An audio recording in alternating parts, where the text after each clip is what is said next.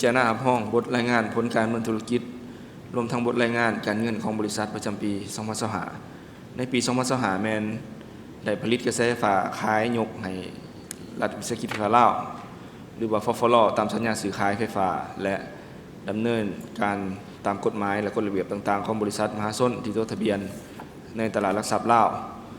พอฟฟลมีทุนจดทะเบียนจำนวน 6,717.21 ตื้อกีบและมีหุ้นสามัญเท่ากับ1ตื้อ679 ล้าน 3,3,697 หุ้นซึ่งผลการดำเนินธุรกิจในปี2025สามารถสังรวมได้ดังนี้ 1. ด้านกำลังการติดตั้งการจัดตั้งและจำนวนพลในถ่ายปี2025มีเขื่อนพลังน้ำ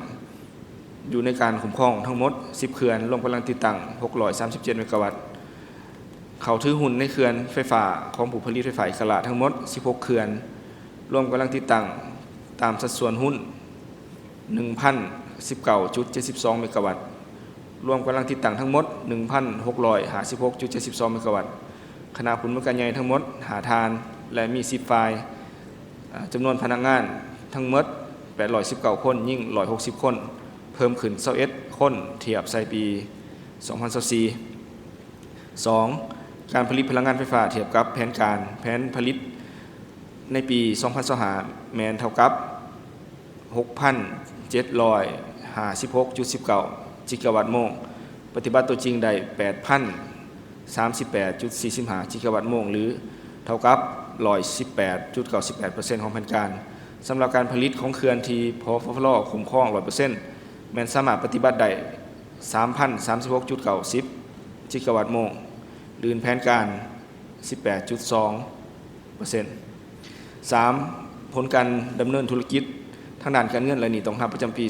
2025 1. ด้านรายรับรายจ่ายผักรายรับร่วม 3,873 ตื้อกีบปฏิบัติตัวจริงได้ 6,842 ตื้อกีบเท่ากับ 176.66% ของแผนการผักรายจ่ายร่วม 4,756 ตื้อกีบปฏิบัติตัวจริงได้ 5,018 ตื้อกีบเท่ากับ 105.51% ของแผนการกำไรขาดทุนเฮ็ดให้พฟลมีกำไรจากผลการดำเนินธุรกิจเท่ากับ 1,823 ตื้อกีบ 2. หนี้ต้องรับจากฟฟลและอื่นๆปี2025เห็นว่าการจ่ายเงินค่ากระแสไฟฟ้าของฟฟลแมนได้รับการชำระตัวจริงจำนวน 1,448 ตื้อกีบเป็นเงินสด 697 ตื้อกีบและ 21.8 ล้านดอลลาร์สหรัฐส่วนที่เหลือแม่นหักลบทางด้านบัญชีระหว่างกันหรือเท่ากับ 52.3% ของยอดหนี้ค้างทั้งหมดฉะนั้นจึงเห็นมียอดหนี้ค้างต้องรับทั้งหมดประมาณ 60.1 ล้านดอลลาร์สหรัฐ 4. ด้านอัตราส่วนทางการเงินเป็นต้นแม่นอัตราส่วนหนี้สินสุทธิต่อทุนในปี2025วันที่31ธันวาคม2025ลดลงมาเป็น 0.64 เท่าจาก 1.71 เท่าในปี2024สาเหตุหลักแม่นมาจากมีการบันทึกส่วนเกินจากการตีมูลค่าทรัพย์สินขึ้นใหม่เห็นให้ตัวเลขของ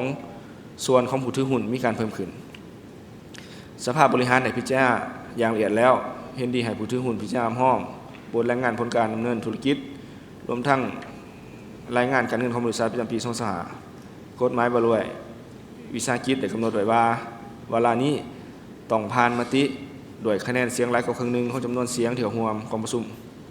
จากบ่มีท่านใดมีคำถามแล้วเนาะข้าพเจ้าอีกทีนึงเสนอให้กองประชุมพิจารณารับรองบทรายงานผลการดำเนินธุรกิจรวมทั้งบทรายงานการเงินของบริษัทประจำปี2025ในนี้กองประชุมจะต้องลงมติอนุมัติด้วยคะแนนเสียงหลายกว่าครึ่งหนึ่งของจำนวนเสียงที่เข้าร่วมกองประชุมสำหรับบรรดาท่านผู้ถือหุ้นที่เข้าร่วมกองประชุมแบบซองหน้าถ้าผู้ถือหุ้นท่านใดบ่เห็นดีกรุณายกบัตรขึ้นเพื่อให้ทางเจ้าหน้าที่ของบริษัทไปเก็บเอาบัตรคะแนนจากท่านและสำหรับบรรดาท่านที่เข้าร่วมการประชุมแบบออนไลน์กรุณากดปุ่มเห็นดีหรือบ่เห็นดีขอเชิญ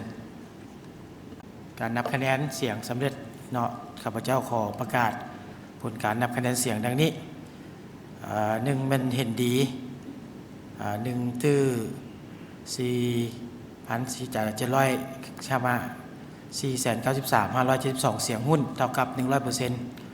ส่วนห้อยเทียบใส่จำนวนหุ้นของผู้ถือหุ้นที่เข้าร่วมกองประชุมดังนั้นข้าพเจ้าขอสรุปกองประชุมมีมติเป็นเอกภาพครับพ้องกับบทรายงานผลการดำเนินธุรกิจรวมทั้งบทรายงานการเงินของบริษัทประจำปี 2025ด้วยคะแนนเสียง100% นอกของจำนวนเสียงทั้งหมดที่เข้าร่วมในกองประชุม